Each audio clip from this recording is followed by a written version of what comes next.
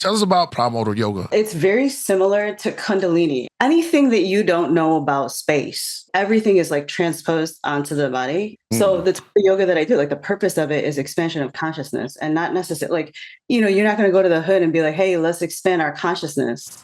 Because I used to teach in the hood too. And so, we were able to hold yoga classes with cannabis. Oh, wow. So, you guys do that out there? Hell yeah. The purpose of the yoga is to get a good stretch, but it's also expansion of consciousness. And when I talk about consciousness, it's not just like all these really heady things, but it's like true intelligence, like living from the heart. And so how could somebody use yoga? Well, you could regulate your nervous system enough, because if we're feeling beings, like you're a sentient being, the shit you talk about is like you feel it in the body, and then you put it in your lyrics, and you're educating us on ancient primordial fucking waters and the vape room in the cave. Like that's my man. I love that shit. Like I really vibe with that, because that's your ancestors speaking to mine. That's and right. I think it's like us in the present going, and you were actually in the future. Like when I was listening to your lyric, when I was a kid, I had no idea what I was taking in. I was just like, yeah, smoking weed and skipping school. Like in Detroit, and that's how it is there. And it's also very cold time. So all we had was our music and to listen to music inside. So anyways, the long story short, you come back to the heart in every practice. Like you're stretching and you're getting a good stretch, and it's great for your bones and your joints, but you're also, it's being validated by neuroscience. Like you're getting into your body-brain communication, and you're becoming an initiate with your breath.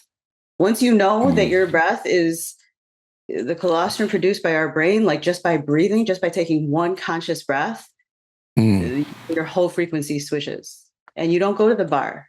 You're going to have women like me or people who are on the same level of consciousness magnetized to you. And that's like what I think the hood or these places where it's not accessible needs. A lot of people glorify the Kundalini ascent. Like awakening Kundalini, Tantra, because I'm a student of the Tantrika portion of Kundalini. And it's not about sex. People think that. That's right. But that's just the energy that we possess as melanated beings, because melanin is a chemical that coats all of our nerve endings. It's in all of our organs.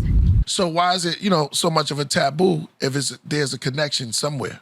I think because it brings you into your power. Like they wanted to, just like what they've done with the primordial sacral energies. They've basically taken our sexuality, programmed it, repackage it, and then sell it back to us piece by piece. So we have to put together who we are as beings, this is a part of our being. So now we're separated from a part of our being, and then we're told how to do it.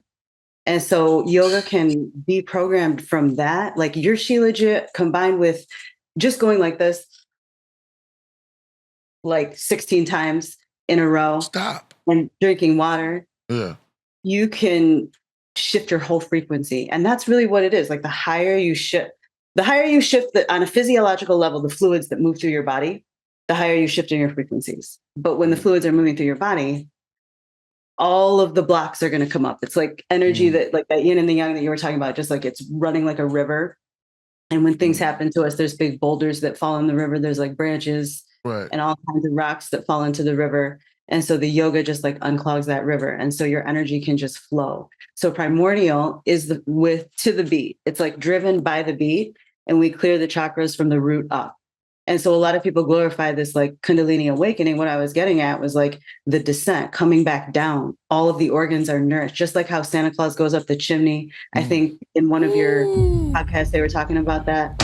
And so the gifts that he gives out to the world are like the essential nutrients that are given out by the cerebral spinal fluid that's being developed. Even just you sitting here and you knowing where the sacred temple is in the oh man, the base of the pelvic floor.